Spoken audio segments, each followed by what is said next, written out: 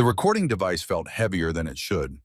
3 ounces of military-grade electronics that could either end a career or save a dozen others. Captain Ainsley Thorne held it in her palm for a moment before sliding it into the inner pocket of her dress uniform, right over her heart, where the weight of it would remind her why she was doing this. The Pentagon's sub-level 4 corridor stretched ahead like a throat waiting to swallow her whole. Fluorescent lights hummed overhead, casting everything in that particular shade of institutional gray that made every government building in America look like it had been designed by the same committee of people who'd forgotten what sunlight looked like. Her heels clicked against polished concrete as she walked toward room 7D. Each step echoed in the empty hallway, and Ainsley found herself counting them. 37, 38, 39. The kind of counting that kept your mind focused when your body wanted to turn around and run. She'd been scared before. In Kurdistan when the safe house wasn't safe anymore, and the extraction team was still 40 minutes out. In Mosul when the intelligence network she'd spent 8 months building collapsed in a single night of arrests and executions. Fear was an old companion familiar as an ex-lover whose number you still had saved in your phone. But this was different. This was walking into a trap on purpose with full knowledge that the predator waiting on the other side of that door had destroyed 11 careers before hers. 11 women who'd done everything right, followed every protocol, trusted the system to protect them. 11 women who'd learned the hard way that the system protected power, not principles. Ainsley stopped 3 feet from the door. Her reflection stared back from the polished brass nameplate. Rear Admiral E. Blackwell, Deputy Director Naval Intelligence Operations. The face looking back at her was younger than she felt. 28 years old with features her mother called distinguished and her ex-boyfriend had called intimidating. Dark hair pulled back in regulation style. Gray eyes that had seen things the fitness reports never mentioned. A jaw set in the kind of determination that came from knowing you were probably about to make a mistake, but doing it anyway because someone had to. Her phone buzzed. Text from Special Agent Vivian Cross. Backup is in position. Extraction ready if needed. You don't have to do this. Ainsley typed back, yes, I do. She slipped the phone into silent mode and checked her watch. 1,800 hours exactly. Military precision, even for an ambush. The door opened before she could knock. Rear Admiral Everett Blackwell stood in the frame like he owned not just the room but the entire building, which in some ways he did. 62 years old, silver hair, perfectly groomed shoulders that still carried the breadth of the young officer who'd deployed to the Gulf 3 decades ago. 3 stars gleamed on his collar. A chest full of ribbons told the story of a career spent in service to something larger than himself, or at least that's what the ribbons were supposed to say. Ainsley had learned to read the stories ribbons didn't tell. The gaps between deployments. The pattern of administrative assignments that kept you close to power but far from accountability. The way certain commendations appeared right after complaints disappeared. Captain Thorne, his voice carried the authority of 30 years giving orders and expecting them to be followed. Right on time. I appreciate punctuality in intelligence officers. It suggests discipline. Sir, Ainsley stepped past him into the briefing room, cataloging details the way Gray had taught her. Always know your environment before you need to fight in it. The room was exactly what she'd expected from the classified blueprints she'd memorized. Windowless, mahogany paneling that absorbed sound like a confession booth, a conference table that could seat 12 but was set for 2, 3 surveillance cameras mounted in corners, their indicator lights dark. Disabled. No witnesses except whatever recording devices either of them had brought. The door closed behind her with an electronic lock engaging. The sound was final, like a judge's gavel or a coffin lid. She was committed now. Please sit. Blackwell gestured to the chair nearest her, the one with its back to the door. The one that would make her turn away from the only exit. Classic predator positioning. Make the prey feel trapped before you strike. Ainsley sat but adjusted the chair 30 degrees, giving herself a clear view of both the door and Blackwell's position behind the desk. Small rebellion, establishing that she understood the game being played.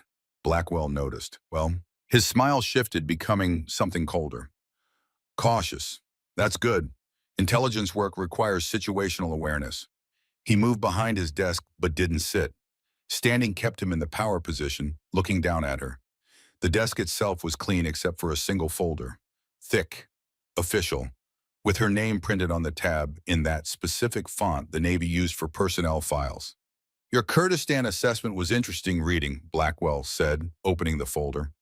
14 months embedded with Kurdish forces, 3 separate operations that resulted in high-value target eliminations.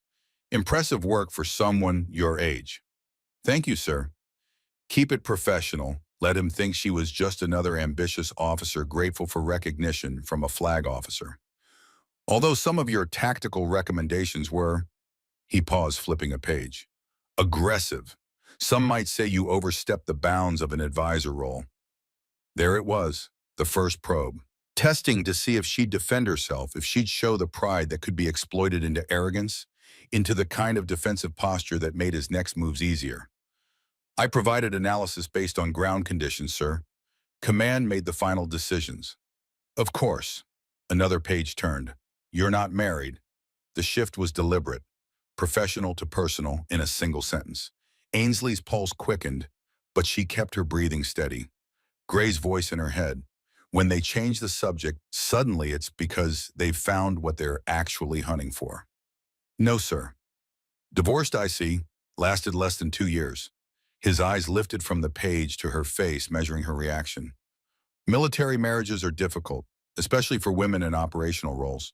The strain of deployment, the absence, the fact that you're often more competent than your spouse. He smiled.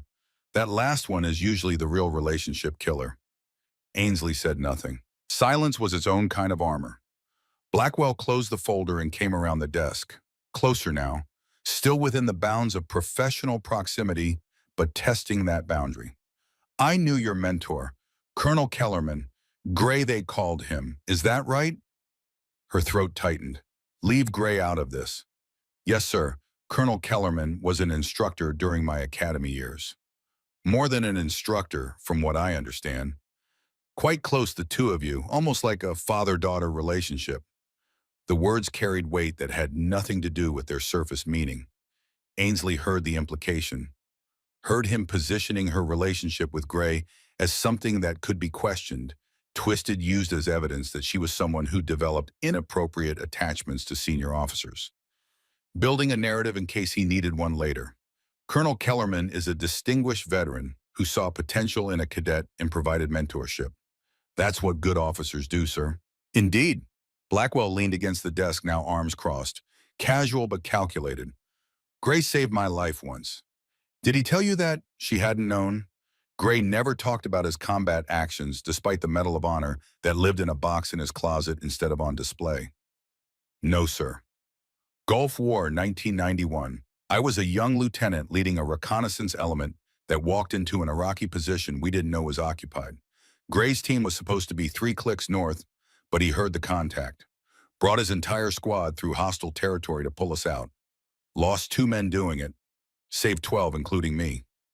Blackwell's voice carried genuine emotion. Whatever else he was, he'd once been a young officer who'd seen brothers die so he could live. That was real. That mattered. But monsters weren't born. They were made piece by piece from pain that curdled into something toxic. Gray was a hell of an officer, Blackwell continued. Old school, understood what service really meant. Not like the military today, where everything's politics and sensitivity and making sure nobody's feelings get hurt. And there it was, the philosophy that would rationalize everything that came next.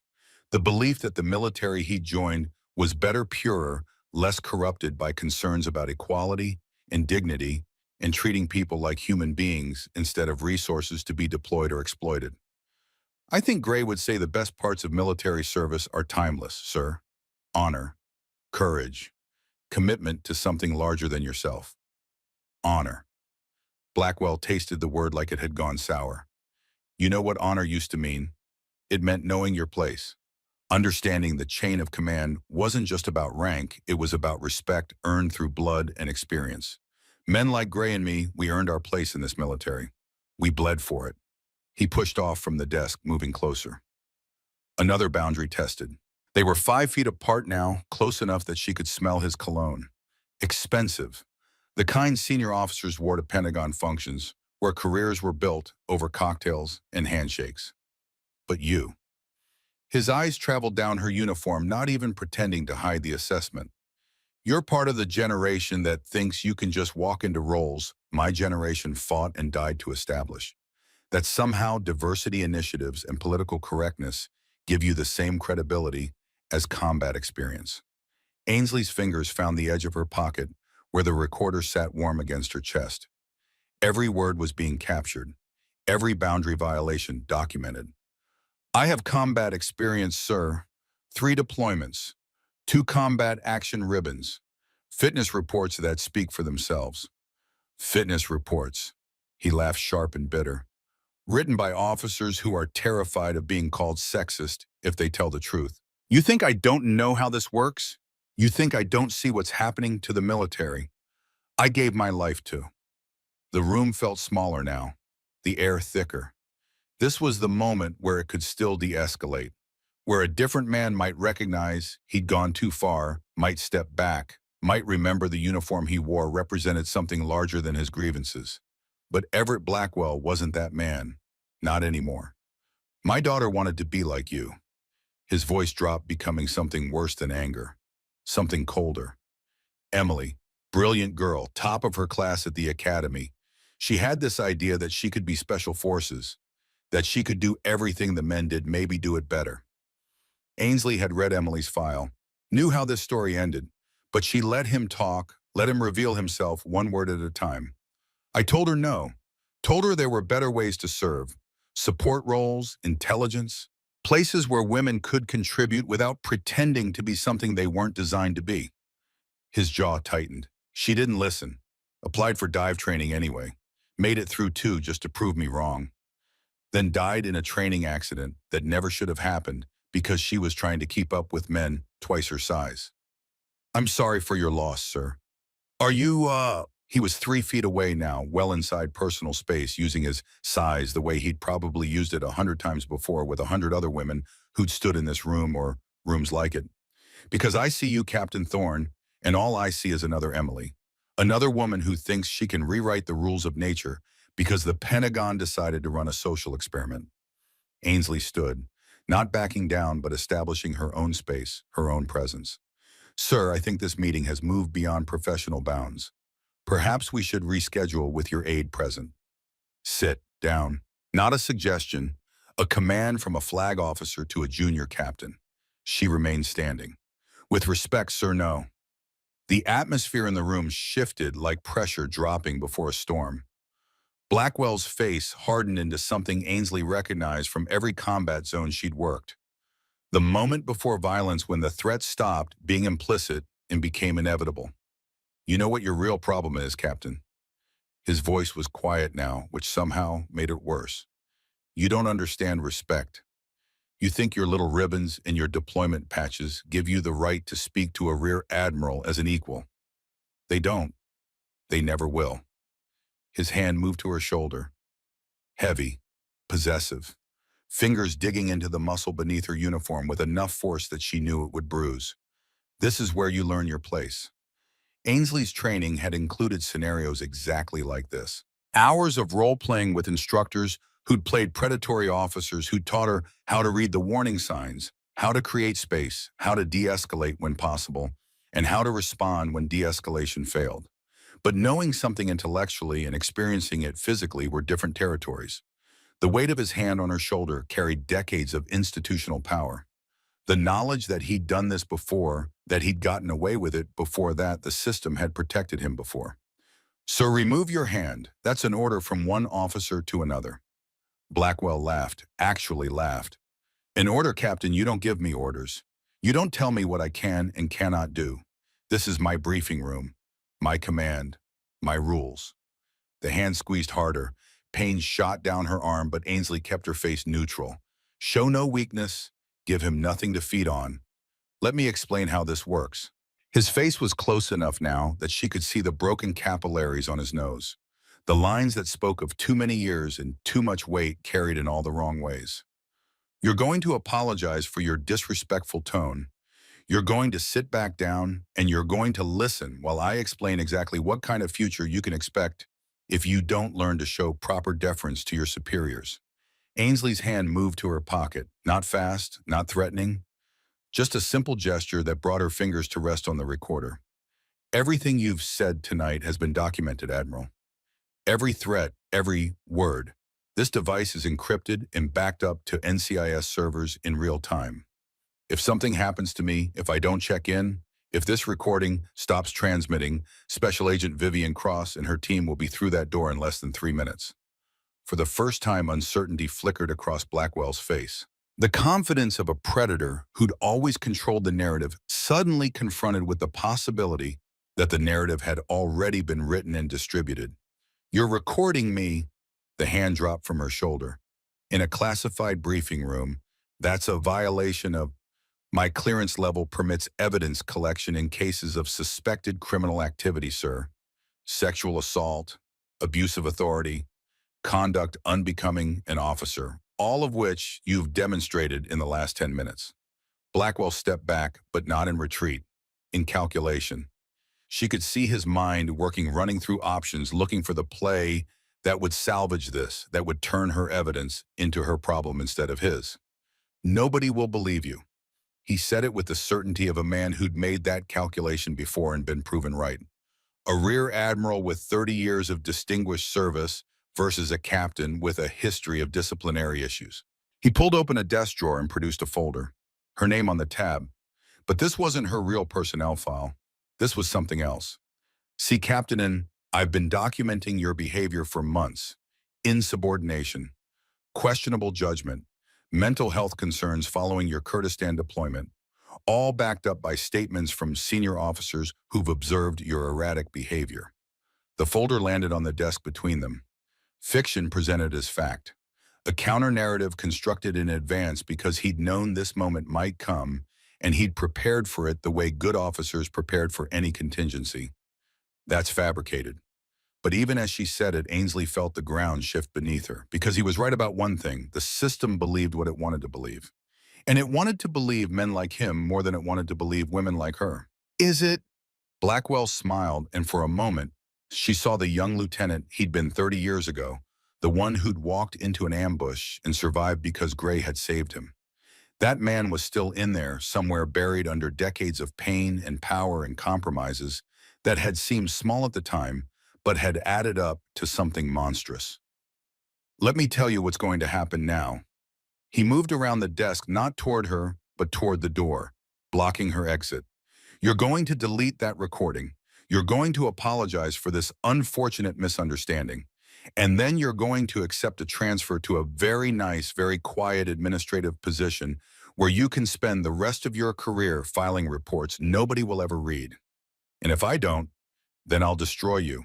Said simply, matter of fact, not a threat but a promise. "I'll use that folder to open an investigation into your fitness for duty. I'll have you evaluated by psychiatrists who owe me favors. I'll make sure every officer you've ever worked with suddenly remembers concerning behavior they feel obligated to report. And when you try to tell your story, you'll be just another unstable female officer who couldn't handle the pressure and lashed out at a superior who only wanted to help." The scariest part was how plausible it sounded. How many times that exact scenario they had played out in military justice systems across every branch of service. How many women had walked into rooms like this with evidence and walked out with destroyed careers because the system had decided that protecting its own was more important than protecting the truth. But Ainsley had one advantage Blackwell didn't know about. One piece of information that changed the equation entirely. "You're right about one thing, Admiral. Nobody would believe me alone. That's why I'm not alone." His expression flickered. "What does that mean?" "It means NCIS has been investigating you for 3 years. It means there are 11 other victims who've agreed to testify. It means that recording isn't just evidence of what you did tonight. It's confirmation of a pattern that destroys your credibility before you can destroy mine." "You're lying." "Am I?" "Then why did Lieutenant Commander Fallon Drake contact NCIS 14 months ago? Why did Major Reese Calloway provide detailed testimony 3 months ago? Why are there currently 9 other women with stories that match a pattern so specific, so documented, that the only question is whether you go to prison for 10 years or 20? The color drained from Blackwell's face. He'd thought he was careful. thought he'd chosen victims who were isolated, vulnerable, unlikely to be believed. He hadn't considered that someone might be connecting the dots, building a case, waiting for the right moment to spring a trap that made his traps look amateur by comparison. This is a setup. He said it like an accusation, like being caught made him the victim. No, sir. This is justice, and it's about 30 years overdue. That's when his composure finally cracked, when the careful mask of the distinguished flag officer shattered and what emerged was something uglier, rawer, more honest than anything he'd shown before. "You self-righteous little bitch," and the words came out quiet and venomous. "You think you're better than me? You think your generation has it all figured out? I gave everything to this military. I watched friends die. I made sacrifices you can't even imagine. And this is how I'm repaid, by having my career destroyed by some—" He stopped himself before saying whatever word came next. Some part of him even now knew that whatever came after "some" would be the quote that defined him in the court-martial record. "I didn't destroy your career, Admiral. You did that yourself, one victim at a time, over years of thinking you were untouchable." Untouchable. He tasted the word. "Let me show you what untouchable actually means." The punch came without warning, without the wind-up or telegraphed movement that might have given her another second to react. Just sudden explosive violence from a man who'd finally stopped pretending to be civilized and embraced the monster he'd become. His fist was aimed at her face, intended to break bone, to cause the kind of damage that would turn her testimonies into questions about what she'd done to provoke such a response from a respected flag officer. But Rear Admiral Everett Blackwell had made several critical miscalculations tonight. He'd underestimated the evidence against him. He'd underestimated the courage of his previous victims. And most fatally, he'd underestimated the woman standing in front of him. Because Ainsley Thorne wasn't just an intelligence officer. She was the product of 8 years of training under Colonel Gray Kellerman, a man who'd survived 30 years of Special Forces operations by understanding one fundamental truth: violence was sometimes the only language predators understood, and if you were going to speak that language, you needed to be fluent. The punch moved through air that Ainsley was already vacating. Her body shifted left, minimal movement, just enough to make his fist pass through empty space where her face had been a fraction of a second before. Her left hand snapped out, intercepting his wrist before he could retract it. Fingers locked around bone and tendon with precise pressure that compressed the nerve cluster on the inside of his wrist. The kind of grip that looked casual but was actually surgical. Blackwell's hand spasmed, fingers going weak, the fist opening into a claw that had no strength left to close. Simultaneously, her right hand formed a palm strike that drove upward into his chin at the exact angle required to snap his head back and send kinetic energy directly into his brainstem. Not hard enough to kill. Gray had been very specific about that. Hard enough to disrupt the electrical signals between brain and body, to create a moment of disconnect where Blackwell's muscles received conflicting commands and couldn't execute any of them. 3 seconds had elapsed since he'd thrown the punch. Blackwell's legs buckled. His balance center struggled to process information that didn't make sense. His vision blurred as his brain attempted to reconcile what his eyes were seeing with what his inner ear was reporting. He tried to speak, but his jaw wasn't responding correctly, words coming out as formless sounds. Ainsley maintained her grip on his wrist, using it to control his descent, not letting him fall freely and possibly strike his head on the desk or floor in a way that could cause serious injury. Despite everything, she was still an officer, still bound by rules of engagement that required proportional response. 5 seconds. As Blackwell's body hit the floor in what appeared to be uncontrolled collapse, but was actually guided descent, Ainsley followed him down. Her knee found the pressure point behind his right ear with mathematical precision. Just enough pressure applied to the carotid artery to reduce blood flow to his brain by approximately 70%. The technique had a clinical name: vascular neck restraint. Street fighters called it a sleeper hold. Gray had called it the off switch and drilled her on its application until she could execute it in her sleep, literally. Until her muscle memory understood exactly how much pressure for exactly how long to render someone unconscious without causing permanent damage. 7 seconds. Blackwell struggled briefly, hands clawing at her leg with diminishing coordination. But his efforts were futile against someone who'd been trained to apply chokes against opponents who'd been specifically trained to resist them. His consciousness faded like a television being turned off. Not dramatic collapse, just gradual dimming of awareness that left him peaceful and still on the marble floor. 8 seconds total from the moment he'd thrown his punch to the moment his body went limp. Ainsley maintained pressure for exactly 4 seconds after he stopped moving, long enough to ensure complete unconsciousness, short enough to avoid the brain damage that could result from prolonged compression. Then she released the hold and immediately checked his pulse. Strong, steady, breathing regular and natural. He'd wake up in 5 to 10 minutes with nothing worse than a headache and a severely damaged ego. She stood slowly adjusting her uniform with automatic precision. Her hands weren't shaking, which surprised her. The adrenaline was there flooding her system, making her hyper-aware of every sound and shadow. But the tremors would come later after the crisis passed, when her body finally processed what had just happened. The door burst open. Master Chief Petty Officer Donovan Rourke entered first service, weapon drawn, eyes sweeping the room with the practiced efficiency of 25 years protecting flag officers. Behind him, Petty Officer First Class Beckett Breslin maintained position in the doorway, his weapon pointed at the ceiling, but ready to engage if needed. Rourke was 48 years old, built like a man who'd spent his entire adult life maintaining combat readiness because combat didn't care how old you were. His face showed the controlled alarm of someone who'd walked into situations that didn't match expectations and needed to assess threats before making lethal decisions.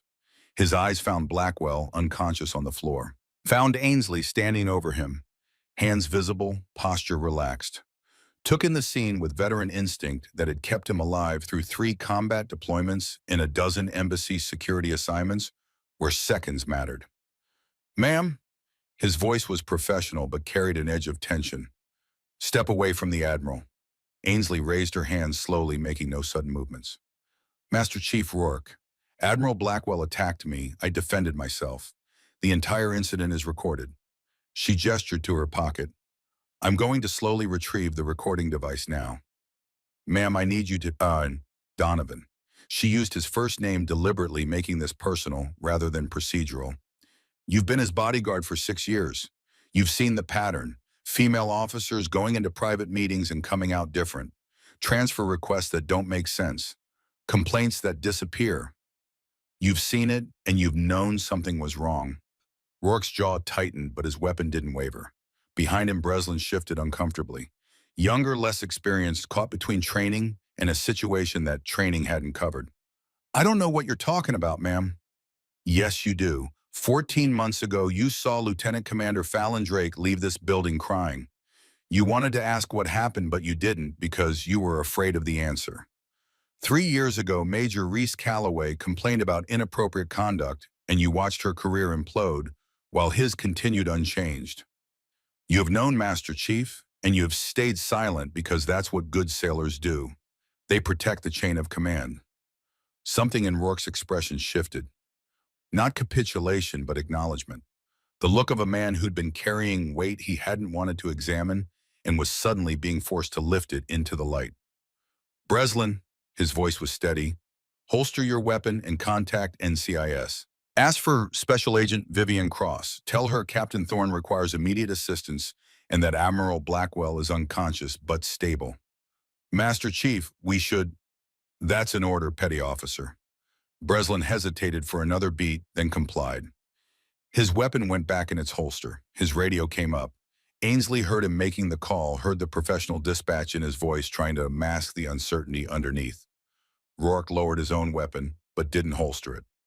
"Ma'am, what happened here?" "The truth, or what he would have told you." "The truth." So she told him. Concise, clinical. No emotion, just facts delivered in the flat tone of an after-action report. What Blackwell had said, how he'd escalated, the fabricated fitness report, the threats, the punch that had forced her to defend herself using techniques designed to neutralize threats without causing permanent harm. Rourke listened without interruption. When she finished, he nodded once. "The ventilation system in these rooms isn't soundproof. I heard raised voices, heard what sounded like a threat, was positioning to enter when I heard the impact." "You heard him attack me." I heard something that concerned me enough to override his standing order not to be disturbed. Rourke's eyes met hers. That's going in my statement, ma'am. Whatever that's worth. It was worth more than he knew. A senior enlisted man with 25 years of exemplary service providing testimony that corroborated her version of events. Not enough to guarantee justice, but enough to shift the odds in a direction that had seemed impossible 30 minutes ago. Blackwell groaned, consciousness beginning its natural retreat as his brain recovered from temporary oxygen deprivation. His eyes fluttered open, unfocused at first, then gradually sharpening, until they found Ainsley standing over him. What? His voice was thick, confused. The tone of someone trying to reconstruct reality from fragments that didn't quite fit together. Admiral Blackwell, Ainsley kept her voice neutral, professional. You're under arrest for assault, attempted assault, abuse of authority and conduct unbecoming an officer. You have the right to remain silent. You have the right to military legal counsel. Anything you say can and will be used against you in a court-martial proceeding. She'd memorized those words years ago, never thinking she'd deliver them to a flag officer in a Pentagon briefing room. Never imagining this moment would arrive, much less that she'd survive it. Blackwell's face cycled through emotions. Confusion to recognition to rage. I'll destroy you for this. Sir, Rourke's voice cut through whatever threat was coming next. I advise you to exercise your right to remain silent. For a moment it looked like Blackwell might keep talking, might dig himself deeper into the hole he'd already excavated. But some survival instinct kicked in and his mouth closed. His eyes promised violence and retribution and consequences that would outlast whatever happened in the next few hours. Ainsley had seen that look before, in the eyes of insurgents being zip-tied after raids, in the faces of warlords who'd lost power but not influence, in every predator who'd ever been caged and was already planning escape. The door opened wider. Special Agent Vivian Cross entered with the controlled urgency of someone who'd been waiting for this call and dreading it in equal measure. She was 44, built like someone who'd spent 20 years chasing bad guys through buildings and had learned to pack muscle for climbing stairs with weight vests. Her face showed the professional calm of someone who'd seen enough crime scenes to stop being surprised by human behavior, but never quite stopped being disappointed by it. Behind her, 4 NCIS agents in tactical gear secured the room with the efficiency of people who'd practiced this scenario multiple times. Medical personnel followed with equipment that looked both comforting and ominous. Cross knelt beside Blackwell, checking his pupils with a penlight. Admiral, I'm Special Agent Vivian Cross, NCIS. Do you require medical attention? I require you to arrest that woman for assaulting a flag officer. Cross's expression didn't change. Admiral, I'm going to have the medical team check you for injuries. Then you'll be transported to a secure location for processing. You've been advised of your rights, and I strongly encourage you to invoke them. She stood and turned to Ainsley. For a moment their eyes met, and something passed between them. Not quite celebration, not quite relief, just acknowledgement that they'd survived the first round of something that would have many more rounds to come. Captain Thorne, are you injured? No, ma'am. I'm going to need you to come with me for formal statement and medical evaluation. The recording device will be collected as evidence under proper chain of custody procedures. You understand this is now an official investigation, and anything you say from this point forward is on the record. I understand. Good. Cross's voice softened slightly. You did well, Captain. This couldn't have been easy. It wasn't over. Ainsley knew that. This was just the beginning of a process that would involve weeks of investigation, depositions, legal maneuvering, and eventually a court-martial that would put her on trial as much as it put Blackwell on trial. The system would fight to protect itself. Powerful people would circle wagons. Careers would hang in the balance. But standing in that briefing room, watching NCIS agents document the scene and medical personnel check Blackwell's vitals and Rourke provide his statement to another agent, Ainsley felt something she hadn't felt in a long time. Hope. Not naive hope. Not the kind that believed justice was inevitable or that good always triumphed over evil. The harder kind of hope that understood you had to fight for every inch of progress, that sometimes doing the right thing meant sacrificing everything you'd built. That courage wasn't the absence of fear, but the decision to act despite it. Her phone buzzed. Text from Gray. Well, she typed back, "It's done, he's in custody." Three dots appeared as Gray typed. Then, "Proud of you, kid. Come by when you can. Got something to tell you." That message felt heavier than it should. Something in the phrasing that suggested news she wasn't ready to hear. But that was tomorrow's problem. Tonight's problem was giving her statement, maintaining composure through hours of questioning, and somehow processing the fact that she just knocked out a rear admiral in a Pentagon briefing room and might have actually gotten away with it. Cross gestured toward the door. "Ready, Captain." Ainsley took one last look at Blackwell, being helped to his feet by NCIS agents at the briefing room that would be sealed as a crime scene at Rourke, whose testimony might make the difference between justice and cover-up. "Ready?" They walked out together, leaving the room behind, but carrying its weight forward into whatever came next. The corridor seemed brighter than before, or maybe that was just contrast after spending 40 minutes in mahogany-paneled darkness. Other officers passed them, curiosity evident on their faces, but training keeping them from asking questions. Word would spread.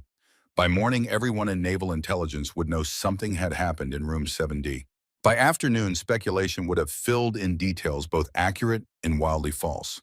By end of week, the story would have taken on dimensions that had nothing to do with reality and everything to do with what people wanted to believe.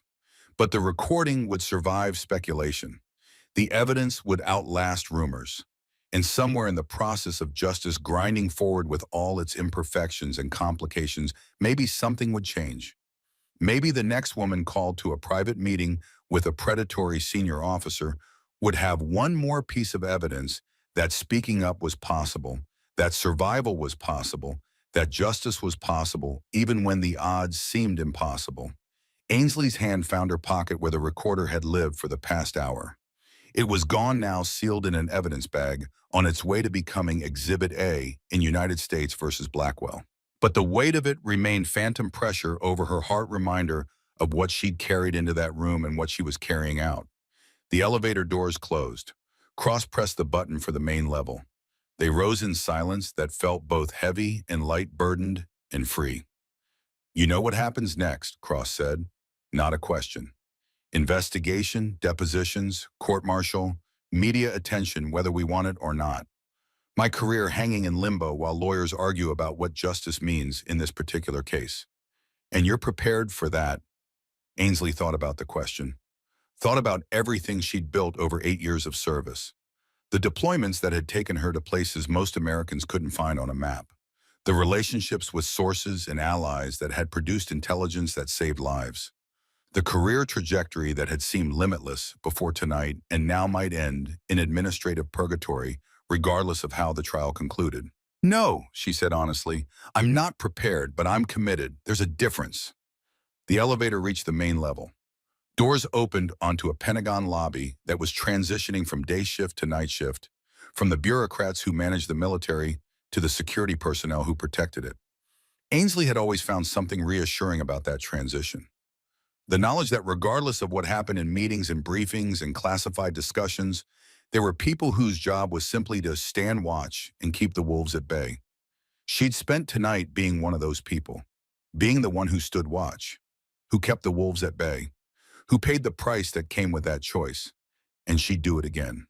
Tomorrow, next week, next year. However long it took to make sure that the next Ainsley Thorne didn't have to walk into a room alone with a predator and hope she survived. That was the mission now.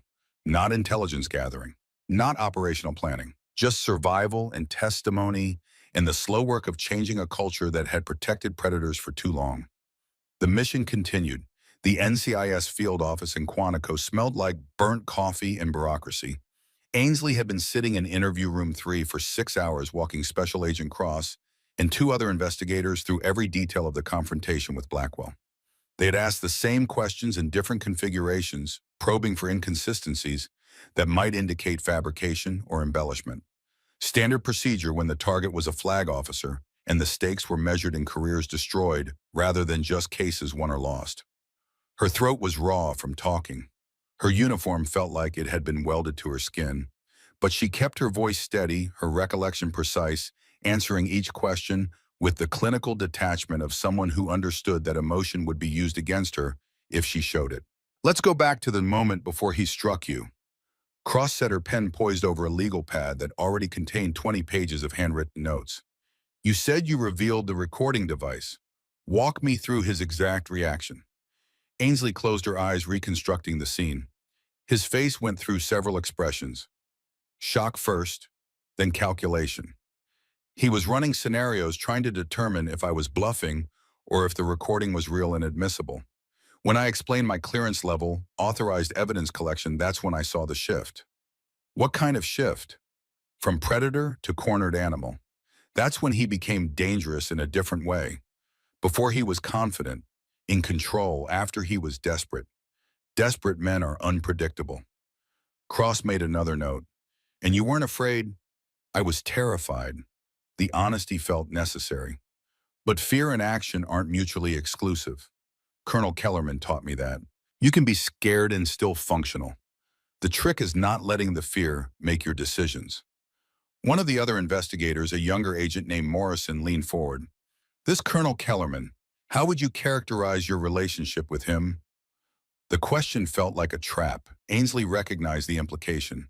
They were building a profile determining if she was someone who formed inappropriate attachments to authority figures, someone whose judgment might be compromised by personal relationships. Professional mentorship that became friendship over time. He saw potential in me when I was a cadet and invested in developing that potential. No romantic involvement, no financial entanglement, just an old warrior helping a young one learn skills the academy doesn't teach. Skills like hand-to-hand combat sufficient to incapacitate a flag officer in 8 seconds. Skills like recognizing when violence is necessary and executing it with precision rather than panic. Yes. Morrison sat back, apparently satisfied. Cross-checked her watch and closed her notebook. We're done for tonight. You'll need to remain available for additional interviews as the investigation proceeds. Don't discuss the case with anyone except your legal counsel. That includes Colonel Kellerman. Understood. One more thing. Cross's expression softened slightly. The other victims. They're going to want to talk to you. Compare notes. Process what's happening. I'm advising against it until after the court-martial, but I can't stop you from making your own choices. Just be aware that any conversations you have could be subpoenaed and used by the defense. Ainsley nodded. She understood the game. Everything from this point forward was potential evidence. Every word could be twisted. Every gesture, analyzed. She'd signed up for this when she'd walked into that briefing room with a recording device over her heart. The drive to Gray's cabin took 40 minutes through Virginia countryside that was sliding from autumn into winter. Trees stripped, bare fields gone brown, the landscape taking on that particular bleakness that comes before the first snow makes everything clean again. Ainsley drove with the radio off, letting silence fill the car, the way it had filled her head for the past 6 hours. She kept replaying the moment. Not the violence, though, that was there too, but the moment before. When Blackwell had told her about Emily, when she'd seen the pain behind the predation and understood that monsters weren't born, they were built from grief and rage and compromises that seemed small until you look back and realized you'd walked so far from who you'd meant to be that you couldn't find the path home anymore. Understanding didn't mean forgiving, but it meant seeing the full picture.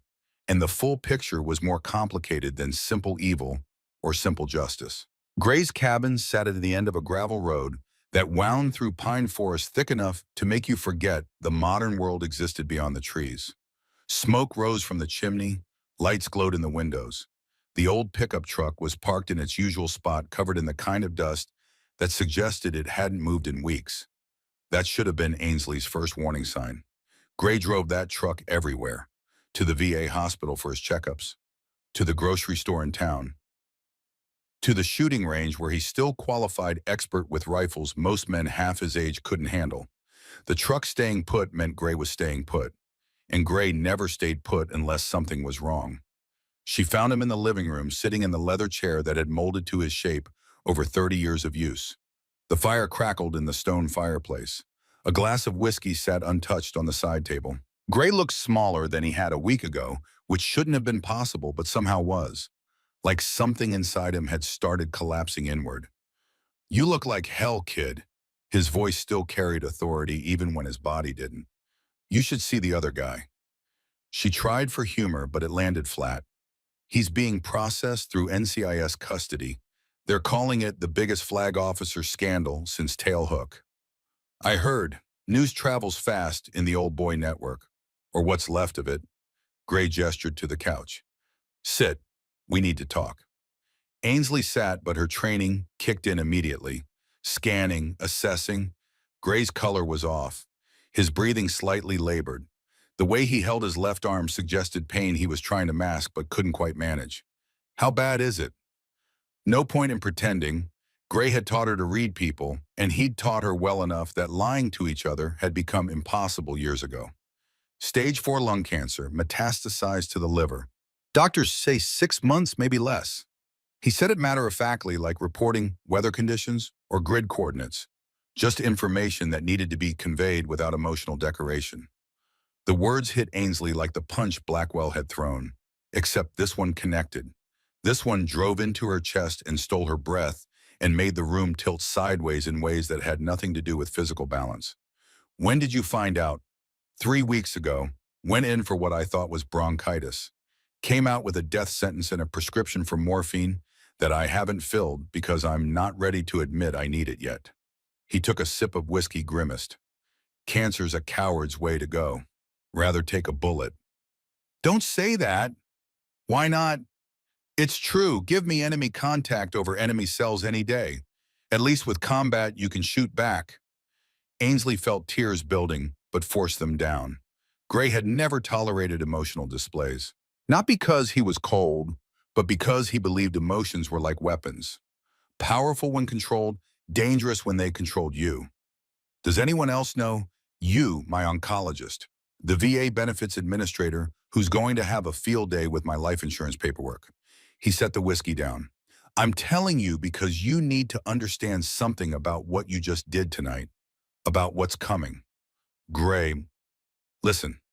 The command in his voice was pure Colonel the tone that had led men through jungle and desert and urban hellscapes where the wrong decision meant body bags. You think tonight was the hard part. It wasn't. Tonight was just the opening move. Now comes the grinding part. The part where lawyers turn your life inside out. Where Blackwell's defense team paints you as unstable, aggressive someone with a history of forming inappropriate relationships with senior officers. He meant himself. Meant their relationship would be weaponized. They're going to dig into every aspect of your service record, every deployment, every fitness report, every relationship. They'll find the divorce, and they'll suggest it left you bitter toward men. They'll find your combat action ribbons, and they'll suggest you suffer from PTSD that makes you prone to violence. They'll take everything that makes you qualified for this fight and twist it into evidence that you're unqualified to wear the uniform. I know. Do you? Because knowing intellectually and experiencing it are different territories. I've seen good officers destroyed by courts-martial even when they won the case. The process itself is the punishment, the uncertainty, the isolation. Watching your career turn into a spectator sport where everyone has opinions, but nobody has your back. Ainsley met his eyes. Is that what happened to you? Is that why you retired early? Gray was silent for a long moment. The fire popped and settled. Outside wind moved through the pines with a sound like distant ocean. I testified against a colonel once, 1995. He was running an operation that violated about 6 different laws and twice as many regulations. I reported it through proper channels, got told to mind my business, reported it again, got told to stand down. Third time I went to the inspector general. What happened? Colonel got relieved of command, took an administrative discharge with full benefits.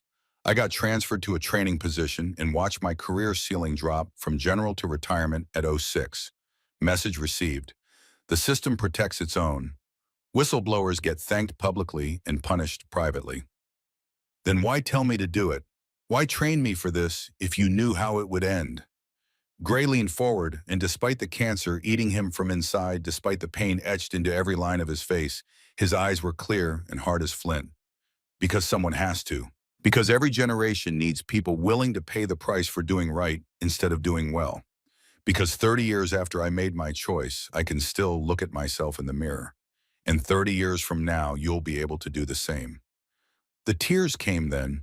Ainsley couldn't stop them. Didn't try. Grace stood with effort, moved to the couch, pulled her into an embrace that felt like armor and absolution combined. You did good tonight, kid. Better than good.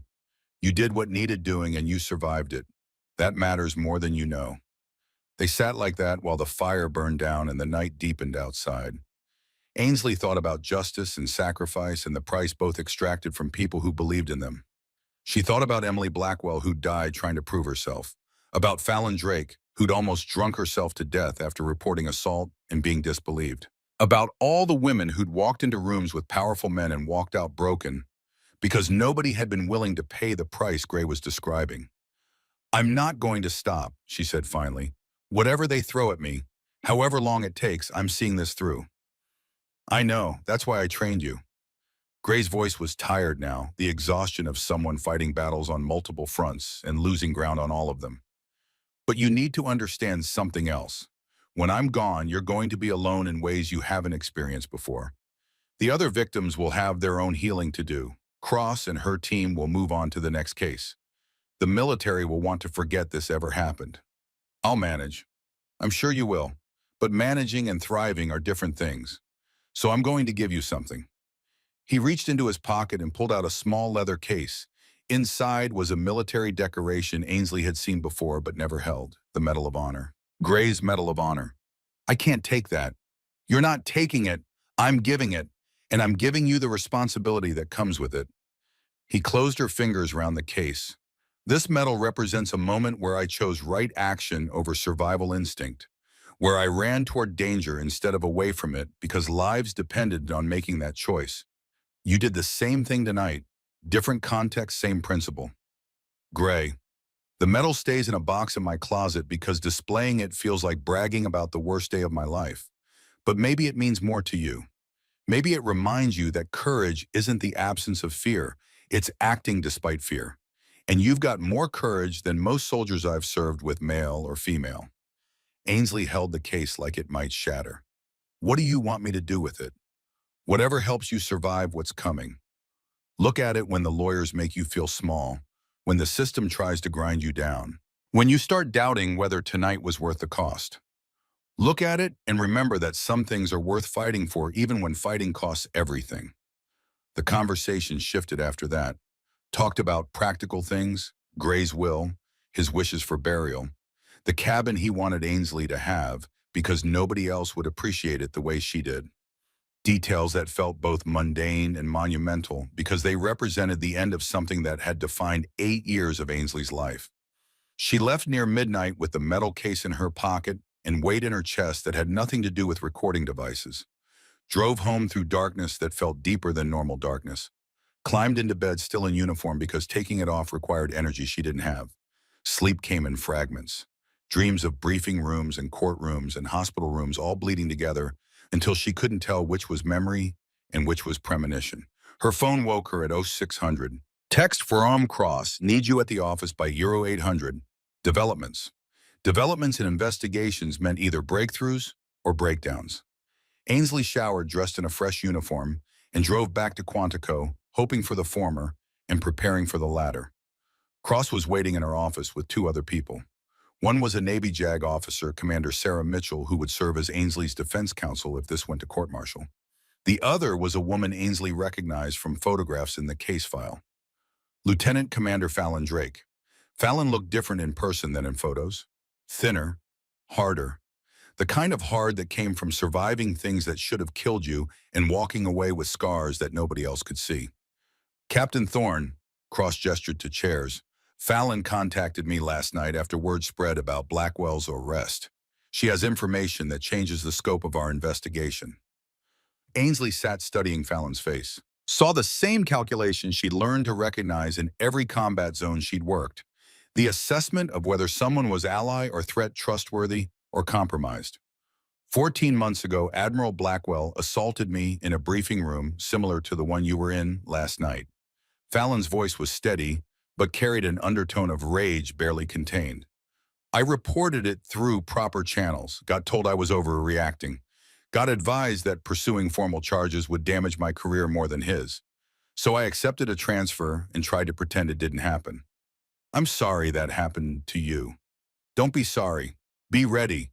Because what I didn't tell NCIS during my initial interview is that Blackwell didn't act alone. The room temperature seemed to drop 10 degrees. Cross leaned forward. Explain. Fallon pulled out a folder. Inside were photographs, documents, email printouts. Evidence assembled with the meticulous care of someone who'd been building a case in private while pretending to move on publicly.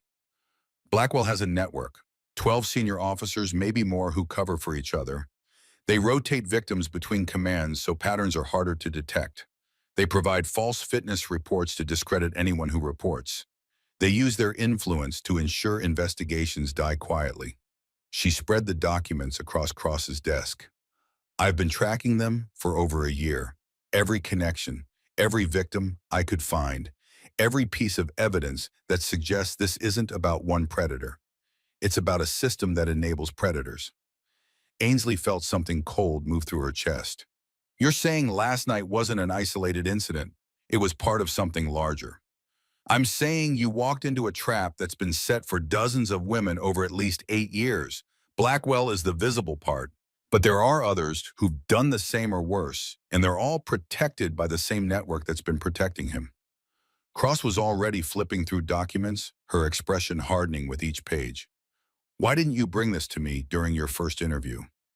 Because I needed to know you were serious about pursuing this, that you weren't going to do what everyone else did, which was collect my statement and then quietly bury it because going after flag officers is politically complicated.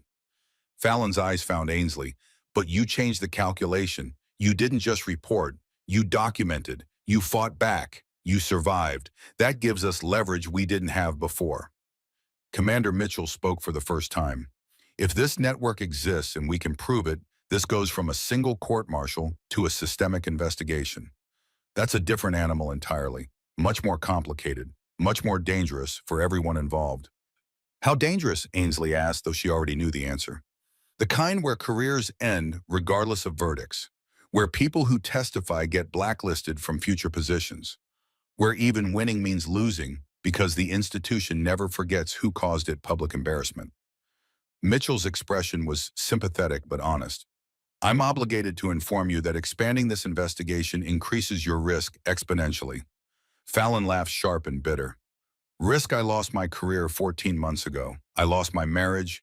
I spent 6 months drinking myself towards suicide before I got angry enough to start fighting back. There's no risk left to take. I'm already destroyed. The question is whether my destruction means something or whether it was just waste. The words hung in the air like smoke after gunfire. Ainsley thought about Gray and his medal and his cancer and his insistence that some things were worth fighting for even when fighting cost everything. Thought about Emily Blackwell, who died trying to prove herself to a father who couldn't see her. Thought about all the women who'd be called to briefing rooms in the future if this network continued operating. I'm in. She said it before the calculation was complete, because completing the calculation would have meant talking herself out of it. Whatever it takes, however long, I'm in. Cross nodded slowly. Then we do this properly. Full investigation. Every victim we can find, every officer in the network. We build a case so comprehensive that the system can't bury it without implicating itself in the cover-up. How long will that take? Mitchell asked. Months, maybe longer. We're talking about investigating some of the most powerful officers in the Navy. They'll fight back. They'll use every connection, every favor owed, every piece of leverage they have. It's going to get ugly. It's already ugly, Fallon said. We're just making it visible. Well, the meeting continued for another 2 hours. Cross outlined the investigation timeline. Mitchell explained the legal strategy. Fallon provided details about victims she'd found, officers she suspected, patterns she documented in private while maintaining the public appearance of someone who'd moved on. By the time Ainsley left the NCIS building, the sun was high and the day had taken on that crystalline quality that late autumn sometimes offered. Clear enough to see for miles, but cold enough to remind you that winter was coming, whether you were ready or not. Her phone rang. Unknown number, she answered anyway. Captain Thorne. The voice was male older, carrying the kind of authority that came from decades of command. "This is Vice Admiral Marcus Brennan. I believe we need to talk." Every instinct screamed at Ainsley to hang up. Brennan was one of the names in Fallon's files, one of the network, one of the predators who'd been operating with impunity while the system looked the other way. "I have nothing to say to you, sir." "Then listen, what you did last night was a mistake. Not morally, I'm sure you feel very righteous, but strategically. You've made yourself a target. The people you're going after, they don't lose gracefully. They don't accept defeat and move on. They destroy anyone who threatens their position." "Is that a threat, Admiral?" "It's a warning from someone who's watched this play out before. You think you're the first person to try reforming the system? You're not. You're just the latest. And like everyone before you, you'll be ground down until there's nothing left but bitterness and regret." "Maybe, or maybe I'm the one who finally breaks the cycle." Brennan laughed, and the sound carried more sadness than humor. "You know what Blackwell's mistake was? He got caught, that's all, not doing it. Everyone does it in various forms. Power dynamics, attraction, the blurred lines between mentorship and something else. His mistake was getting caught in a way that couldn't be managed quietly. His mistake was thinking he had the right to put his hands on someone without consent. Everything else is rationalization. Consent."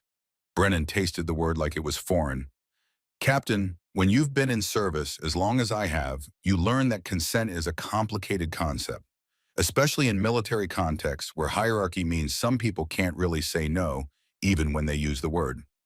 Then maybe those people shouldn't be putting others in positions where saying no is difficult." "Idealistic, I respect that. But idealism doesn't survive contact with reality. You'll learn that when your career is over and you're working private security for a defense contractor because no military organization will touch you." The call ended. Ainsley stood in the parking lot, phone still pressed to her ear, processing the conversation. Brennan hadn't called to threaten directly. He'd called to plant seeds of doubt, to make her calculate costs and wonder if winning was possible or if she was just sacrificing herself for nothing. Classic psychological operation. And if she hadn't spent 8 years learning to recognize them, it might have worked. Her phone rang again, this time Gray's number. "You okay?" His voice was weaker than it had been last night, the cancer working faster than either of them wanted to acknowledge.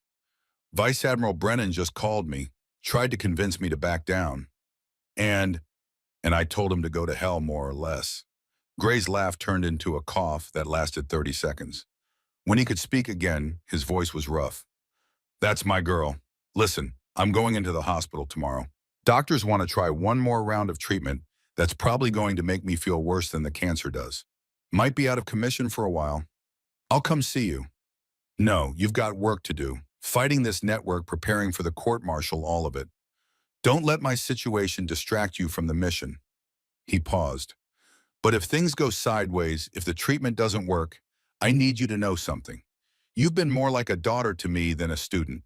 Whatever happens with this investigation, whatever it costs you, I'm proud of who you've become." "Gray, I mean it. Most people spend their lives avoiding hard choices. You run toward them. That's rare. That's valuable. Don't let anyone convince you otherwise." The call ended before Ainsley could respond. She stood in the parking lot with the phone in her hand and Gray's words echoing in her head and the weight of his Medal of Honor case in her pocket feeling heavier with each passing moment. The mission continued. That's what Gray would say. The mission always continued because stopping meant admitting defeat, and defeat meant the predators won and the system stayed broken, and the next generation of women would face the same choices in the same briefing rooms with the same outcomes. Ainsley drove back to her apartment, spent the afternoon reviewing Fallon's files, memorizing names and faces and patterns, making lists of questions for Cross, preparing for the long fight ahead.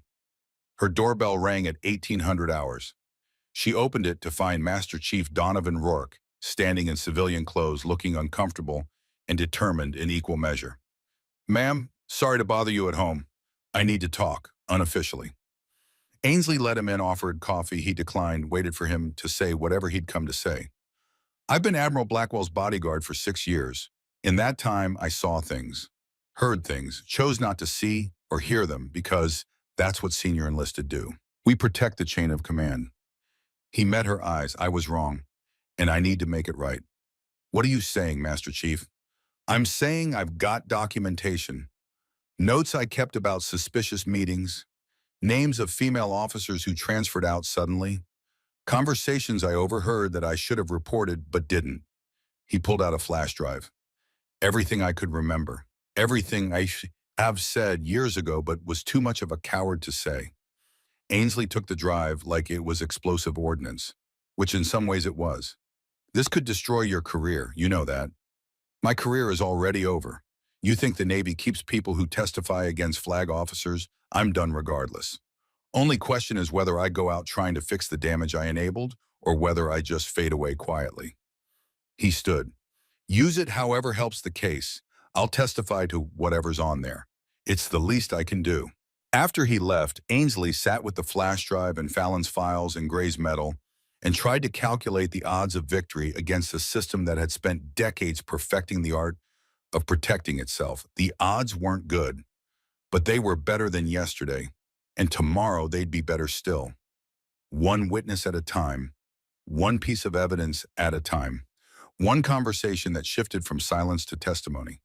The mission continued because someone had to continue it, and Ainsley Thorne had decided that someone was going to be her. Outside darkness fell across Virginia countryside that had seen battles before and would see them again. Some fought with bullets, some fought with testimony, and all of them requiring the same fundamental courage. The willingness to stand when standing was dangerous, and speak when speaking had consequences. The war had begun, and this time the predators were going to lose. The courtroom was designed to intimidate. High ceilings that made voices echo. Dark wood paneling that absorbed light and warmth equally. The seal of the Department of the Navy mounted behind the judge's bench like a reminder that this wasn't civilian justice with its presumption of innocence and reasonable doubt.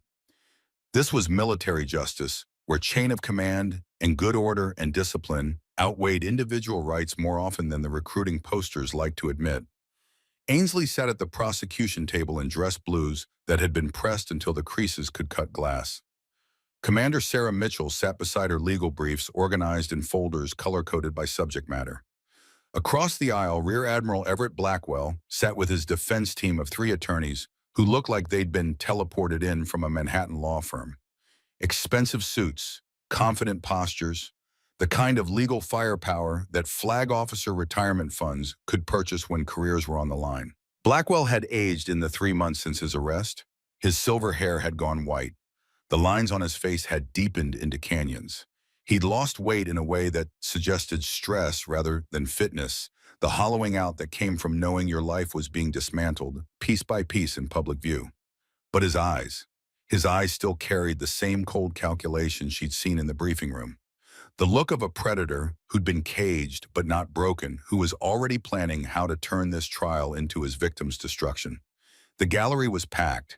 Media had been excluded per classification restrictions, but military observers filled every seat. Junior officers curious about how this would play out. Senior officers worried about where the investigation might lead. A section reserved for victims who'd agreed to testify, though most sat with faces carefully neutral.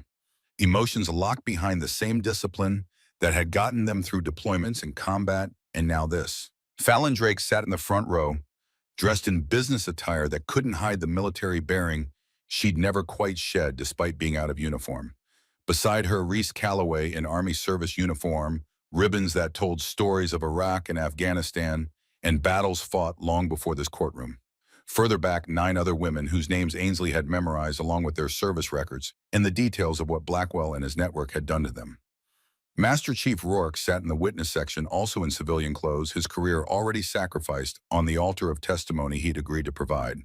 His face showed the particular stoicism of senior enlisted who'd learned to endure whatever the officers decided to throw at them. The bailiff called the room to attention. All rise. Military court is now in session. The Honorable Captain Elena Rodriguez presiding. Captain Rodriguez entered with the measured pace of someone who understood that every movement in this courtroom would be analyzed and interpreted. She was 53, 28 years of naval service, a JAG officer who'd prosecuted and defended enough cases to know that truth and justice weren't always the same thing and that her job was to find the overlap. Be seated. Her voice carried authority without volume. This court-martial is convened to hear charges against Rear Admiral Everett Blackwell, United States Navy. The charges are sexual assault, attempted sexual assault, abuse of authority, conduct unbecoming an officer, and obstruction of justice. How does the accused plead?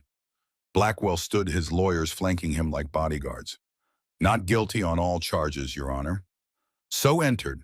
Prosecution, you may make your opening statement. The lead prosecutor was a Marine Corps colonel named James Hartwell, who'd built a reputation on winning cases that seemed unwinnable. He stood and approached the jury of 5 officers selected from across the service branches. 2 Navy captains, 1 Army colonel, 1 Air Force lieutenant colonel, 1 Marine major, all combat veterans, all with enough rank to judge a rear admiral without fear of retaliation. In theory. Members of the jury. Hartwell's voice filled the courtroom without effort. Over the next several days, you will hear testimony about a pattern of predatory behavior spanning 8 years and at least 11 victims. You will hear evidence of a systematic abuse of authority by an officer who used his rank and position to target female subordinates. You will hear how Rear Admiral Blackwell created situations where resistance seemed futile and compliance appeared to be the only option that wouldn't destroy careers.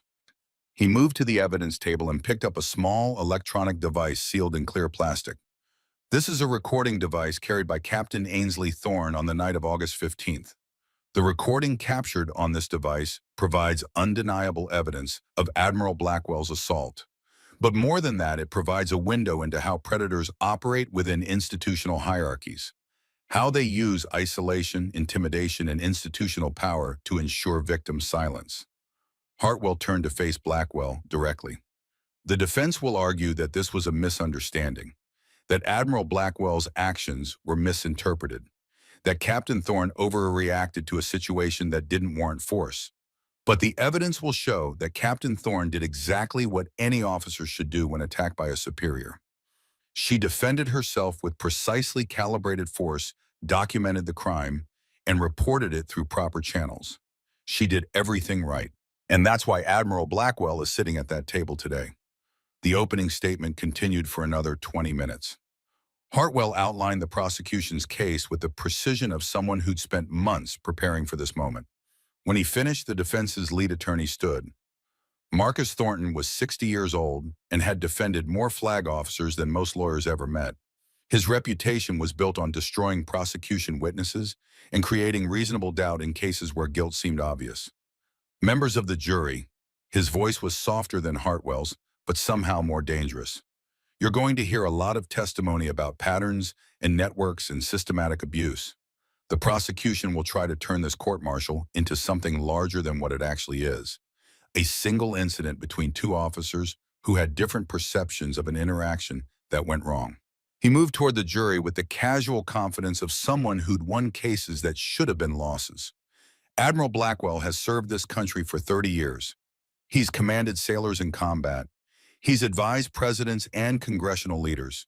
He's received decorations for valor and leadership. And yes, he's made mistakes. He's had moments where judgment failed and emotions overcame discipline. But mistakes aren't crimes. Misunderstandings aren't assaults. Thornton gestured to Ainsley without looking at her. Captain Thorne is a decorated officer with combat experience and specialized training in hand-to-hand combat. When she perceived a threat, whether that threat was real or imagined, she responded with violence sufficient to render a 62-year-old man unconscious in 8 seconds. The question you must answer isn't whether Admiral Blackwell made poor choices that night. The question is whether those choices constituted criminal assault or whether they were the actions of a man trying to mentor a junior officer who responded with disproportionate force. The defense opening lasted 30 minutes and planted seeds of doubt that Ainsley could see taking root in at least 2 jury members' expressions. This was going to be harder than the prosecution had suggested. The first witness was Special Agent Vivian Cross. She testified about the NCIS investigation, the evidence collected, the chain of custody for the recording device. Thorough, professional. But Thornton's cross-examination focused on what the investigation hadn't found. Agent Cross, you've testified about finding 11 victims. Did your investigation find any physical evidence beyond Captain Thorne's case? The other incidents occurred months or years prior, Physical evidence in sexual assault cases typically degrades quickly. So the answer is no. No physical evidence beyond one recording from one incident on one night. Thornton let that hang. And these 11 victims, how many of them reported their assaults when they allegedly occurred? 3 filed reports through military channels. The others did not report until after Admiral Blackwell's arrest. So 8 victims who only came forward after media coverage made Admiral Blackwell a target. 8 victims whose stories can't be corroborated beyond their own testimony. Thornton moved closer to the witness stand. Agent Cross, isn't it possible that some of these women saw an opportunity to blame their career failures on a high-profile target rather than accepting responsibility for their own shortcomings? Objection. Hartwell was on his feet. Counsel is testifying rather than questioning. Sustained. Rephrase, Mr. Thornton. Agent Cross, did you investigate whether any of these complainants had career difficulties unrelated to Admiral Blackwell? Cross's jaw tightened. We investigated their allegations. We found their testimony credible and consistent with a pattern of predatory behavior. But you didn't investigate alternative explanations for their career problems. Thank you, Agent Cross. No further questions. The second day brought victim testimony. Fallon Drake took the stand and described her assault with clinical precision. The isolated meeting, the gradual escalation, the threats, the aftermath when her reports were dismissed and her career destroyed through administrative channels that left no fingerprints. Thornton's cross-examination was surgical. Lieutenant Commander Drake, you testified that you reported Admiral Blackwell's assault, but the investigation found no record of such a report. I reported it to my commanding officer, Captain Richard Vance. He told me it would be better for everyone if I accepted a transfer and moved on. Captain Vance died 2 years ago, conveniently unable to confirm or deny your account. Thornton's voice carried just enough skepticism to make the jury wonder. Isn't it true that you were passed over for promotion twice before this alleged incident? My fitness reports were excellent until after I reported the assault. Or perhaps your fitness reports became less excellent because your performance declined. And rather than accept that decline, you've constructed a narrative where Admiral Blackwell is responsible for your failures. Fallon's hands gripped the witness stand. He assaulted me. He destroyed my career when I tried to report it. That's not a narrative. That's what happened. So you say, no further questions. Reese Calloway's testimony followed the same pattern. Credible account of assault, devastating cross-examination that planted doubt about motives and timing. By the end of the second day, Ainsley could see the prosecution's case eroding, despite the strength of the evidence. The third day was Ainsley's turn. She took the stand in dress blues with every ribbon aligned perfectly, every detail or regulation perfect, because appearance mattered in military justice even when it shouldn't. Hartwell led her through the events of August 15th, the summons to the briefing room, the locked door, the conversation that shifted from professional to predatory, the threats, the punch, the 8-second response that had left Blackwell unconscious. Captain Thorne, why did you bring a recording device to that meeting? Because NCIS Agent Cross had briefed me on the pattern of allegations against Admiral Blackwell. I understood that documenting any assault would be crucial to ensuring justice. Did you intend to provoke an assault? No, I hope to conduct a professional meeting and document any inappropriate behavior short of physical assault. The assault itself was Admiral Blackwell's choice, not mine. Walk the jury through your decision-making when Admiral Blackwell attacked you. Ainsley turned to address the jury directly. I had approximately half a second to decide how to respond. My training emphasized calibrated force, enough to neutralize the threat, not enough to cause permanent injury. I intercepted his punch, disrupted his balance, and applied a vascular neck restraint that rendered him unconscious without significant injury. Then I immediately checked his vital signs and called for help. Why not simply leave the room? Because he was between me and the door. Because leaving wouldn't have stopped him from assaulting the next woman. Because I'd made a commitment to NCIS to help build a case, and that required documenting the assault and ensuring he was taken into custody. Hartwell asked several more questions before yielding to Thornton for cross-examination. This was the moment that would define the trial. Thornton stood but didn't approach the witness stand immediately. Let silence build. Let tension accumulate. Then, Captain Thorne, you testified that you had half a second to decide how to respond to Admiral Blackwell's actions. But you also testified that you'd been trained extensively in hand-to-hand combat. Isn't it true that your training emphasized preemptive strikes against potential threats? My training emphasized threat assessment and appropriate response, including preemptive action when you perceive a threat is imminent. Ainsley saw the trap. In some contexts, yes, but I didn't act preemptively. I responded to an actual attack. Did you, Thornton, move closer? Or did you see Admiral Blackwell move his hand and interpret that movement as an attack when it might have been something else entirely? He threw a punch. There's no alternative interpretation. According to your perception. But perception under stress is notoriously unreliable. Thornton pulled out a document. This is your psychological evaluation from your Kurdistan deployment. It notes symptoms consistent with hypervigilance and heightened threat perception. Isn't it possible that your combat experience made you more likely to perceive threats that weren't actually present? Objection. Mitchell was on her feet. Counsel is mischaracterizing the psychological evaluation. Overruled. The witness may answer. Ainsley took a breath, remained calm. My psychological evaluation found me fit for duty with no concerns about judgment or threat assessment. What you're describing as hypervigilance is actually appropriate situational awareness for someone working in hostile environments. Hostile environments like Pentagon briefing rooms. Hostile environments like any situation where a superior officer has isolated a subordinate and begun making threats. Threats that only you perceived as such. Threats that were recorded and documented. The jury can listen to the recording and make their own assessment. Thornton smiled like she'd given him exactly what he wanted. Indeed they can, and when they do, they'll hear a senior officer having a difficult conversation with a junior officer who responded with violence. The cross-examination continued for another hour. Thornton probed every aspect of Ainsley's service record, her training, her relationship with Gray, her divorce, looking for anything that could be used to undermine her credibility. By the time he finished, Ainsley felt like she'd been through psychological combat more exhausting than anything she'd experienced in Kurdistan. The fourth day brought Master Chief Rourke's testimony.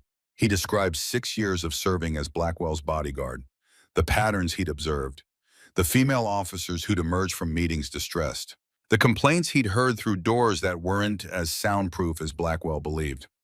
Master Chief Rourke, Hartwell stood near the witness stand. Why didn't you report these observations when they occurred? Rourke's face showed the weight of that question. Because I told myself it wasn't my place. That if something was wrong, someone higher up the chain would address it. That my job was to protect the Admiral, not question him. He paused. I was wrong, and my silence enabled his crimes. Thornton's cross-examination was brutal. Master Chief, you've served for 25 years. Exemplary record. Multiple commendations. And yet you're willing to throw that away to testify against an officer you served loyally for 6 years. Why, pro? Because loyalty to an individual doesn't outweigh obligation to do what's right. Or because you're angry about being forced to retire early due to this investigation, and you're using this testimony for revenge. I'm retiring early because I enabled criminal behavior. That's on me, not the Admiral. Very convenient. Blame yourself while destroying Admiral Blackwell's career. Tell me, Master Chief, did Captain Thorne or anyone else offer you consideration for your testimony? A favorable retirement package, perhaps? No. But you're aware that cooperating witnesses often receive better treatment than those who refuse to testify. I'm not testifying for better treatment. I'm testifying because I should have stopped this years ago. The testimony continued through the end of the week. Expert witnesses on sexual assault trauma, character witnesses for both sides, technical testimony about the recording device and evidence analysis. Each day eroding certainty, building complexity, turning what had seemed like a clear case into something murkier. Through it all, Gray was dying. Ainsley visited the VA hospital twice during the trial, finding him smaller each time, the cancer consuming him faster than the treatments could slow it. He watched coverage of the trial on television between morphine doses that made him drift in and out of consciousness. You're doing good, kid. His voice was barely above a whisper. Better than I could have. I'm losing. The jury's turning. I can see it. Then fight harder. Not for yourself, for the ones who come after. His hand found hers grip, weak but determined. Promise me something. When this is over, regardless of verdict, you keep fighting. You don't let them grind you down. You don't let the system win. I promise. Gray smiled or tried to. The morphine made expressions difficult. That medal I gave you, keep it close. Remember what it represents. Not glory, sacrifice. The choice to do right when doing right costs everything. He fell asleep mid-sentence. Ainsley sat with him for another hour watching machines monitor his decline, thinking about sacrifice and cost, and whether any of this would matter when Gray was gone, and the verdict came down and life moved on, the way it always did, regardless of justice. The final day of testimony brought the moment everyone had been waiting for. Rear Admiral Everett Blackwell took the stand in his own defense. Thornton led him through 30 years of service, deployments to the Gulf, covert operations during the Cold War's final years, decorations earned and responsibilities shouldered, building a picture of a dedicated officer who'd given everything to the Navy and was now being crucified for misunderstandings and misinterpretations. Admiral Blackwell, tell the jury about your daughter Emily. And there it was. The defense's core strategy. Make Blackwell human. Make him sympathetic. Make the jury see him as a grieving father rather than a predator. Emily was brilliant, beautiful, determined to serve like her old man. Blackwell's voice carried genuine pain.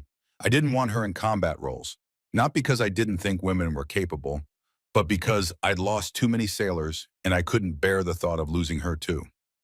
What happened to Emily? Training accident, 2012. She was trying to prove herself, trying to show she could keep up with men twice her size, and it killed her. His voice broke. Every day since I've wondered if I could have done something different, said something that would have made her choose a safer path. Is it fair to say Emily's death affected your interactions with female officers? It made me more protective, maybe too protective. I saw Emily and every young woman trying to prove herself, and I worried they'd end up like her. He looked at Ainsley for the first time since taking the stand. Captain Thorne reminded me of Emily. Same determination, same refusal to accept limitations. It made me react emotionally when I should have remained professional. Thornton let that statement breathe. Tell the jury what happened in the night of August 15th, in your own words. I called Captain Thorne to my office to discuss her Kurdistan assessment. During our conversation, I became concerned about her judgment. Some of her recommendations seemed overly aggressive, potentially reckless. When I expressed those concerns, she became defensive, hostile, started accusing me of undermining her because of her gender. Every word was carefully constructed, truth mixed with fiction in proportions designed to create reasonable doubt. I told her that wasn't the case, that my concerns were professional, not personal. But she wouldn't hear it. She stood up, started moving toward me in a way that felt threatening. I raised my hand to maintain distance, and she grabbed my wrist. Next thing I knew, I was on the floor, and everything went black. Did you punch Captain Thorne? Absolutely not. I raised my hand defensively, and she interpreted it as an attack, or claimed to interpret it that way. I think she saw an opportunity to make me a target, and she took it. Hartwell's cross-examination was methodical. He played the recording, forcing Blackwell to explain each statement in context. But recordings could be interpreted multiple ways. Tone could be disputed. Intent could be questioned. Admiral Blackwell, this recording captures you saying you need to learn respect. How should the jury interpret that statement? As a senior officer counseling a junior officer about professional demeanor. Nothing more. And when you said this is where you learn your place, what did you mean? That she needed to understand proper military hierarchy, that criticism from a flag officer wasn't a personal attack but professional guidance. What about when you placed your hand on her shoulder? A gesture of reassurance, mentorship, the same thing I've done with hundreds of officers over 30 years without incident. The cross-examination continued for hours. Hartwell probed every inconsistency, every statement that contradicted the recording, every claim that strained credibility. But Blackwell held firm his story, remaining consistent even when consistency seemed impossible. When court adjourned for the day, Ainsley knew the verdict could go either way. The evidence was strong, but the defense had created enough doubt that conviction wasn't certain. And in military justice, uncertain convictions often became acquittals, because the system preferred protecting its own over punishing them. That night, Gray died. Ainsley got the call at 0200 hours. She drove to the VA hospital and sat with his body until dawn, holding his hand that had guided her through 8 years of training and friendship, and the closest thing to paternal love she'd experienced since her own father had passed. The Medal of Honor case sat in her pocket, heavier than 3 ounces of metal and ribbon should feel. Heavy with the weight of promises made, and kept sacrifices offered and accepted missions that continued regardless of cost. The closing arguments happened 2 days later. Ainsley sat in the courtroom wearing black mourning band on her uniform, grief raw enough that focusing on the proceedings required active effort. Hartwell made his closing argument with passion and precision. 11 victims, documented pattern, recording that proved assault. The evidence was overwhelming. Thornton countered with doubt and sympathy, a decorated officer, a grieving father, misunderstandings that didn't warrant destroying a 30-year career. The evidence was ambiguous. The jury deliberated for 16 hours. When they returned, their faces showed the exhaustion of people who'd fought over every piece of evidence and emerged without clear victory. Has the jury reached a verdict? The senior member, a Navy captain named Robert, stood. "We have your honor. On the charge of sexual assault, how do you find Kia guilty?" Ainsley's breath caught. Beside her, Mitchell's hand found her shoulder. "On the charge of attempted sexual assault, how do you find guilty? On the charge of abuse of authority, guilty. On the charge of conduct unbecoming an officer, guilty. On the charge of obstruction of justice, guilty." Blackwell's face remained impassive, but his hands gripped the table edge until knuckles went white. His lawyers leaned in, conferring in whispers that carried the desperation of people watching their strategy collapse. Judge Rodriguez addressed the jury. "The court thanks you for your service in this difficult case. We will reconvene tomorrow for sentencing. Court is adjourned." The gallery erupted, not in celebration, but in release of tension that had built over 2 weeks of testimony. Fallon was crying. Reese sat with her head in her hands. The other victims showed emotions ranging from relief to exhaustion to anger that justice had taken so long and cost so much. Outside the courtroom, media ambushed Ainsley despite classification restrictions. Questions shouted from a dozen directions, cameras flashing. The story that had been confined to military circles was about to become national news. Mitchell guided her to a car, shut out the chaos, drove them back to Quantico in silence that felt sacred. When they arrived, Ainsley finally spoke. "Gray died 2 days ago. I heard. I'm sorry. He made me promise to keep fighting, regardless of verdict, regardless of cost." She pulled out the Medal of Honor case. "He gave me this. Said it would remind me that some things are worth the sacrifice." Mitchell looked at the case but didn't touch it. He was right, but that doesn't make the sacrifice hurt less. No, it doesn't. The sentencing hearing brought closure, if not satisfaction. Judge Rodriguez sentenced Blackwell to 28 years in military confinement, dishonorable discharge, and forfeiture of all pay and benefits. The sentence was harsher than many expected, lighter than many hoped for, and would likely be appealed for years. But the larger victory came in the weeks that followed.